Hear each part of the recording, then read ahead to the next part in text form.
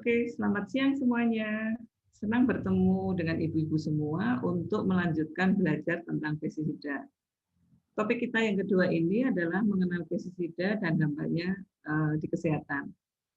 Kegiatan pelatihan ini diselenggarakan oleh Kita Pertiwi dan didukung oleh IPEN. Nah, kita akan mulai mendiskusikan tentang pestisida di sekitar kita. Bagaimana tubuh kita terpapar pestisida dan bagaimana bahayanya? Pestisida ada banyak sekali di sekitar kita, baik dari racun untuk membunuh nyamuk, mengendalikan rumput, hingga untuk tanaman. Pada materi sebelumnya, kita sudah mengetahui cara pestisida masuk ke tubuh kita. Pertama lewat pernafasan, lewat kulit atau pori-pori, dan masuk pencernaan lewat makanan yang kita makan. Apa yang terjadi ketika pestisida masuk tubuh kita? Pestisida yang masuk tubuh kita akan masuk lewat aliran darah dan dia akan beredar ke seluruh tubuh kita melalui organ, paru-paru, lambung, usus, hati, hingga saluran reproduksi. Nah, pertama, siapa sih yang bisa terpapar pestisida dan di mana mereka terpaparnya? Semua di antara kita bisa terpapar pestisida. Orang tua, petani, remaja, anggota keluarga kita, anak, cucu, baik yang di rumah, di luar lahan maupun di luar rumah kita. Semuanya bisa terkena pestisida. Gitu. Nah, di rumah kita seringkali pestisida disimpan di dapur sehingga seringkali itu akan mengancam pada keluarga kita bisa terpapar oleh pestisida. Pestisida bisa masuk lewat mulut, mau hidung, maupun lewat ketika petani lain menyemprot di lahan dan kita berada di dekatnya. Keluarga kita terkena pestisida, residu pestisida itu bisa dari lahan atau dari pakaian, sepatu, atau peralatan lain yang digunakan di lahan. Jadi seperti di gambar ini memperlihatkan bagaimana residu pestisida itu nampak pada celana, topi, tangan, dan baju yang dipakai ketika kita menggunakannya di lahan. Keluarga petani yang di rumah bisa terpapar dari pestisida yang tersimpan di rumah, baik residu yang dibawa di lahan maupun di pakaian.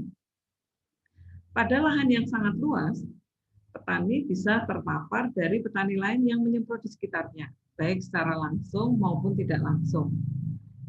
Kita yang tinggal di rumah juga bisa terpapar oleh pestisida yang residunya itu menempel di air, makanan, dan lingkungan kita. Kita seringkali tidak menyadari bahwa kita terpapar oleh pestisida. Nah, dapatkah pestisida itu berbahaya terutama pada perempuan? Oh iya, pasti. Tentu saya. Pestisida berbahaya pada perempuan itu tergantung pada beberapa faktor berikut. Pertama, itu adalah jenis pestisida. Jenis pestisida itu adalah tingkat keracunan atau toksisitas. Jadi, karena tingkat atau daya racun ini akan mempengaruhi berapa berbahayanya pestisida tubuh kita. Yang kedua adalah jumlah paparan yang mengenai tubuh kita. Yang ketiga, lama atau durasi paparan pestisida. Yang keempat itu adalah jenis paparan atau bagian tubuh mana yang terpapar. Pada kondisi orang yang terpapar itu sangat tergantung pada umur, jenis kelamin, berat badan, kehamilan, status kesehatan, status gizi. Anak-anak, lansia, atau orang tua, wanita hamil lebih rentan terhadap paparan pestisida. Pestisida diukur berdasarkan tingkat racun atau daya racunnya atau toksisitas. Apa sih toksisitas? Toksisitas itu adalah untuk mengukur seberapa beracunnya pestisida pada manusia atau lingkungan. Setiap jenis pestisida memiliki kadar racun yang berbeda antara satu dengan lainnya. Untuk itulah kenapa Badan Kesehatan Dunia atau WHO telah mengeluarkan klasifikasi tentang pestisida. Kelas 1A itu kelas yang sangat berbahaya sekali. Pestisida kelas 1B itu kategorinya sangat berbahaya. Kelas 3 itu kategorinya berbahaya. Kelas 4 itu tidak berbahaya jika dipakai normal. Nah, kalau berdasarkan penggunaannya, pestisida dibagi menjadi 3, yaitu pestisida terbatas, pestisida yang digunakan secara umum, dan pestisida yang dilarang. Mari kita kupas satu persatu. Pestisida terbatas itu adalah pestisida yang sangat dibatasi penggunaannya. Kenapa? Karena pestisida ini menyebabkan gangguan kesehatan yang serius pada tubuh kita. Misalnya, pestisida ini mengenai mata, dia akan menyebabkan pengerutan kornea, menyebabkan iritasi yang ringan hingga berat. Pestisida ini juga menyebabkan gangguan penyakit yang sangat serius dalam jangka panjang pada manusia. Di Indonesia sudah ada peraturan dari Menteri Pertanian tentang pestisida terbatas. Ada 9 macam yang masuk kategori pestisida terbatas dan 7 bahan masuk menjadi pestisida bahan tambahan pestisida terbatas. 9 macam pestisida terbatas, mungkin yang salah satu dikenalnya adalah paraquat diklorida, aluminium fosfida, metil bromida, dan lain-lain. Seperti gambar di bawah ini. Barangkali mungkin kita susah mengingatnya. Untuk memudahkan, kita ingat misalnya satu pestisida yang dipakai untuk racun rumput yang bahan aktifnya paraquat. Nah, kita ingat saja kata kuat di belakangnya. Biasanya mereknya itu Primaquat, Powerquat, Herbiquat, dan sebagainya. Nah, ini biasanya menjadi racun rumput yang masuk kategori pestisida terbatas.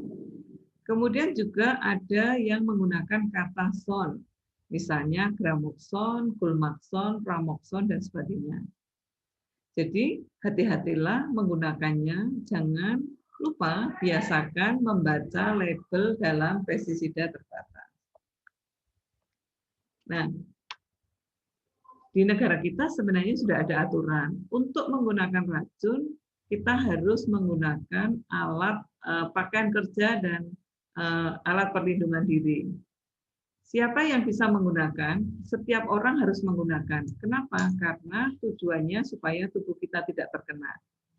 Pakaian pelindung kerja itu biasanya terdiri dari baju, celana, dan sebagainya. Tapi alat pelindung diri itu ada macam-macam. Misalnya ini sarung tangan, kemudian baju yang sangat lengkap, kemudian masker dan sebagainya. Jadi itu yang dimaksud alat pelindung diri. Dua-duanya harus dipakai, tujuannya agar betul-betul tidak ada bagian tubuh kita yang terkena racun. Nah, seperti gambar ini. Kita lanjutkan dengan pestisida yang dilarang. Sampai tahun 2019, di Indonesia sudah melarang 103 bahan aktif pestisida dan 25 bahan tambahan yang sudah dilarang. Kenapa dilarang? Karena sudah terbukti membahayakan manusia, juga merusak lingkungan termasuk beberapa jenis makhluk hidup. Nah, kenapa dilarang? Juga karena residunya cukup lama hilang dari alam, misalnya sampai ratusan tahun. Kita ingat salah satunya DDT, dieldrin, dan sebagainya. Nah, racun-racun ini sangat lama hilang di alam. Misalnya contoh DDT itu sudah dilarang cukup lama di Indonesia, namun salah satu penelitian yang cukup menghebohkan itu DDT ditemukan oleh ASI di wilayah Segoro Anakan 20 tahun yang lalu. Segoro Anakan itu adalah wilayah di Cilacap. Jadi pestisida yang sudah dilarang ini karena sangat berbahaya. Kemudian pestisida yang cukup populer di tingkat rumah tangga itu adalah lindan. Lindan ini biasanya dipakai untuk membunuh kutu nyamuk. Pestisida ini sudah dilarang di banyak negara, termasuk negara kita. Namun, kita masih menemukan bahwa Indonesia masih melakukan impor terbatas terhadap lindan ini. Sayangnya kita tidak tahu digunakan untuk apa lindan ini di negara kita. Di negara kita seringkali pestisida itu sudah dilarang, tapi dilarangnya hanya terbatas. Misalnya Chlorpyrifos. Chlorpyrifos itu pestisida yang dilarang di banyak negara, Di tempat kita hanya dilarang untuk padi saja, tapi masih boleh digunakan untuk tanaman lain. Jadi itulah bahayanya pestisida. Nah, yang ketiga itu kita lanjutkan tentang pestisida yang digunakan secara umum. Namun sekali lagi, pestisida itu digunakan tidak berlebihan. Jadi pestisida yang berbahaya sangat berbahaya ketika digunakan secara berlebihan. Kita harus ingat bahwa pestisida itu adalah bahan kimia yang bersifat racun. Nah, pestisida di Indonesia sangat mudah sekali ditemukan di pasaran, gitu. Karena di Indonesia untuk mendapatkan izin berjualan pestisida bisa dilakukan lewat Kementerian Pertanian. Setiap tahun ada 200 merek dagang baru yang boleh dijual di pasaran. Sehingga Indonesia adalah surganya penjualan pestisida. Tapi kita sebagai konsumen, petani, apalagi ibu-ibu harus waspada karena hidup kita dikelilingi oleh pestisida. Tahun 2020 saja itu ada sekitar 3.200 merek dagang yang diizinkan beredar. Padahal kita semua makan dari hasil pertanian dan perkebunan. Jadi produk yang kita makan. Nah, ini jumlah itu belum termasuk pestisida rumah tangga. Di Indonesia, pestisida rumah tangga pada umumnya digunakan untuk mengendalikan nyamuk, kecoa, semut, dan rayap. Yang paling banyak bahan aktifnya itu adalah golongan piretroid, kemudian karbamat, dan organil fosfat. Di Indonesia, merek dagang yang banyak digunakan itu biasanya menggunakan istilah trin di belakangnya, misalnya sipementrin, transflorin, kemudian dilmatrin atau ilmiprotin dan sebagainya. Nah, seringkali pestisida rumah tangga itu memiliki kandungan bahan aktif lebih dari 1. Nah, mari kita belajar dari pestisida yang berbahaya. Misalnya, ini kasus yang terjadi di Indonesia di mana ada 2 efek dari indosulfan, ini terjadi di India, dan luka bakar dari paraquat. Nah, 2 kasus ini menunjukkan bahwa pestisida itu berbahaya bukan hanya dalam jangka pendek, tapi juga dalam jangka panjang.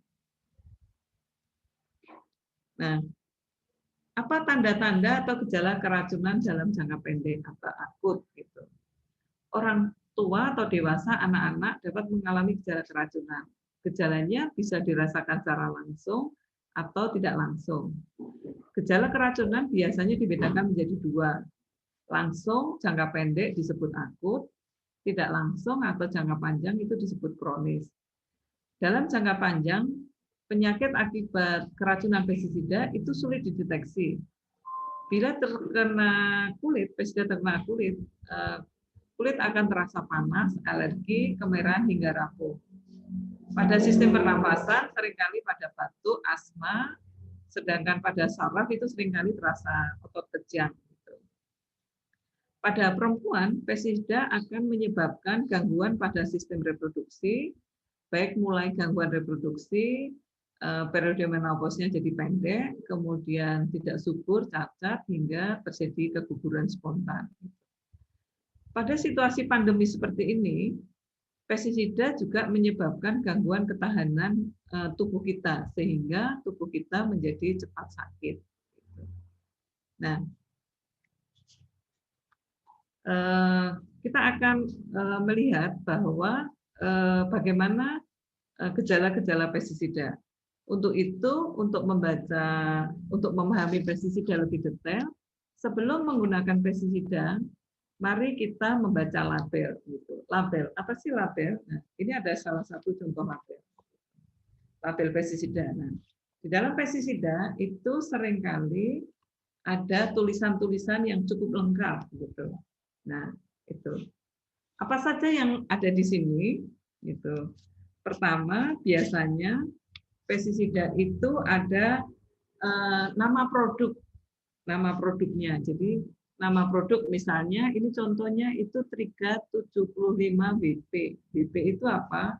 Dia terdiri dari powder gitu. Nah, itu yang pertama, biasanya itu. Yang kedua, itu ada jenis pestisida.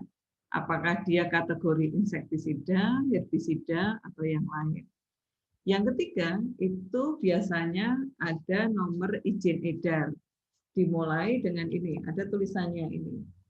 RI dan sebagainya. RI itu artinya Republik Indonesia. Jadi, pestisida yang sudah ada tulisannya ini menunjukkan dia sudah mendapatkan izin edar dari Kementerian Pertanian Republik Indonesia.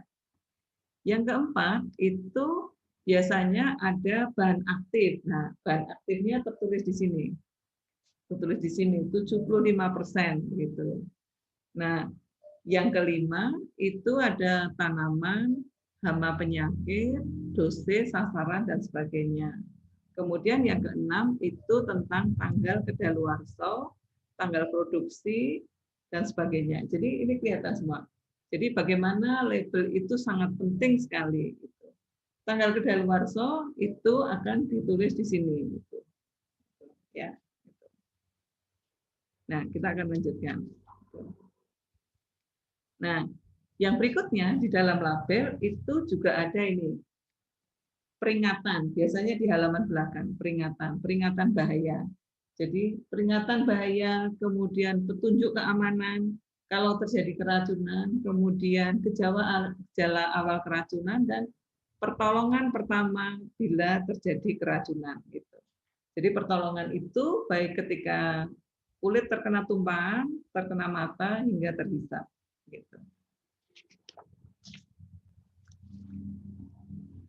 Nah, di kemasan pestisida itu pada umumnya ada pita warna atau gambar tengkorak yang menunjukkan tingkat bahaya pestisida yang sudah diatur oleh WHO. Nah, warna itu menandakan tingkat racun atau kadar racun yang berbahaya pada kesehatan kita. Khusus pestisida yang berwarna merah tua dan coklat itu pestisida yang masuk kategori 1A dan 1B. Ini sudah dilarang dan tidak boleh diperjualbelikan. Jadi nanti ingat, kalau ini itu tadi biru, kategori biru, jadi dia masuk golongan 3. Gitu. Nah, kalau yang coklat dan merah itu tandanya kelas 1A dan kelas 1B sehingga dilarang digunakan atau dijualbelikan.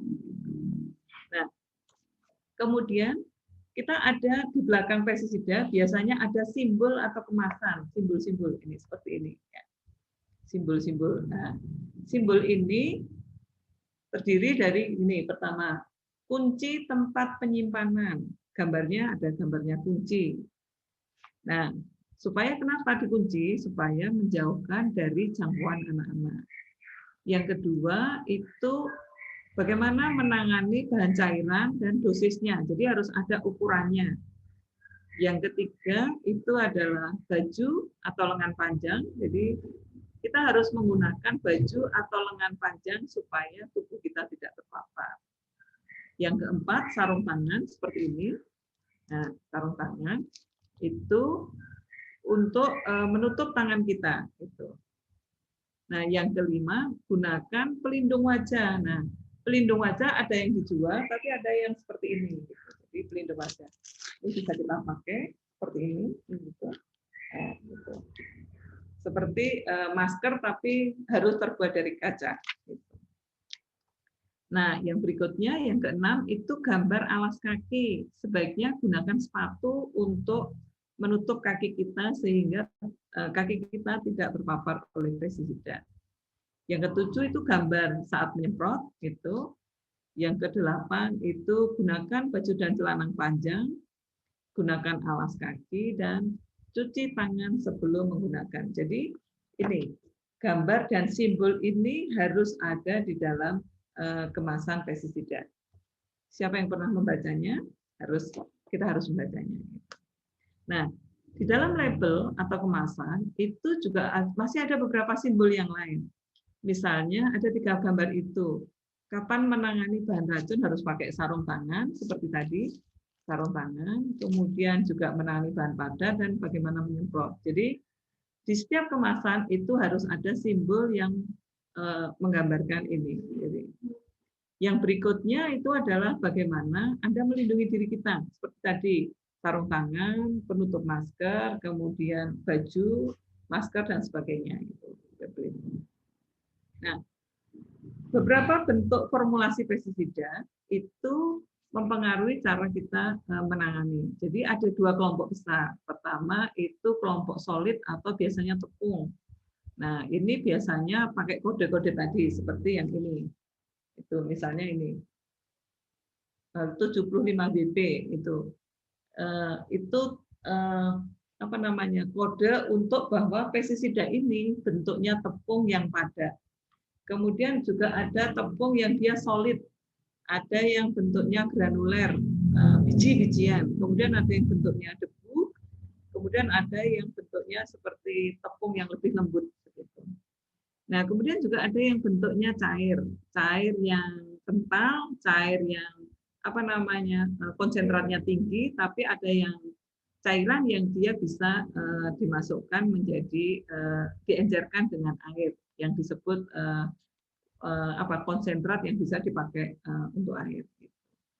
Nah, untuk lebih detailnya, silahkan buka link 2 ini yang dimana Bapak Ibu bisa menemukan bahan-bahan lebih lanjut. Saya kira itu pengantar diskusi kita pelatihan yang kedua tentang pestisida dan dampaknya untuk kesehatan. Terima kasih.